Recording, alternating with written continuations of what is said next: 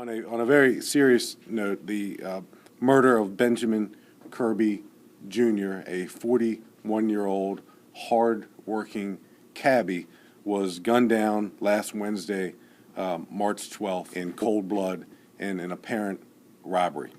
Our homicide detectives and our patrol officers worked relentlessly to identify the person or persons responsible for this outrageous murder.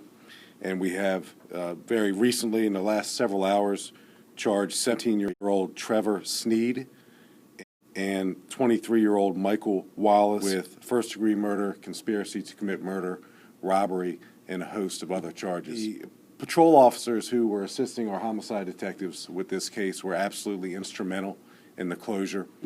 We encountered Mr. Snead, our 17-year-old murderer, 2 days after the murder in a residential burglary. So we captured him while he was committing a residential burglary, tied him to the stolen car that he drove to commit the residential burglary.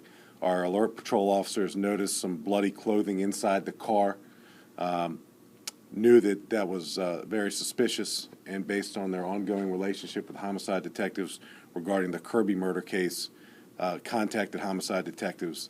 That clothing was eventually recovered via a search warrant, and the blood on the clothing matched our homicide scene. Unlike other egregious murders that happen in communities, but this particular one was planned to target a hardworking cabbie who was trying to make a living for himself and his family, and that's something that's unacceptable in this community. So I'm proud to announce today the arrests of these two folks, and I will turn it over now to Captain Hassenpush to go over some details, and after the captain's done, we can certainly entertain any questions.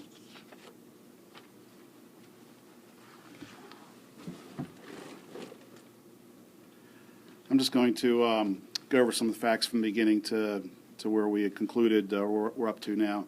On March 12th, Wednesday, March 12th, at about 6 o'clock in the morning, Western District Patrol officers in Anne Arundel County received a call to respond to the 1100 block of Honeysuckle Lane in Crownsville for an abandoned taxi cab. When they arrived, they saw that the taxi cab was there, the meter was running, there was some blood inside the taxi cab, and there was nobody else around. A short time later, we received a call from a citizen that lives also in the 1100 block of Honeysuckle about a possible injured person on the side of their driveway. That person was found to be deceased and was identified as Benjamin Kirby. During the investigation, we obtained information from the cab company that linked Michael Wallace, to the person who made the person that ordered the cab for the cab ride. And as that investigation continued, and as the chief said, the patrol officers made contact with Trevor Snead. We were able to make a connection between Trevor Snead and Michael Wallace. Trevor Snead was arrested. It provided some information to us that further linked Michael Wallace to the crime, and we obtained arrest warrants for both of those subjects. And search warrant was executed this morning at Fort Meade, where Michael Wallace was taken into custody without incident. We received assistance from the Army on that, since the location was on Fort Meade, and they're both in jail right now. We believe that they knew each other from just being associated together in the Annapolis area. Even though Mr. Wallace has a permanent address over at Fort Meade, through the investigation, we believe he spent a lot of his time in the Annapolis area, as well as Snead had connections to Annapolis. Snead is a juvenile charged as an adult.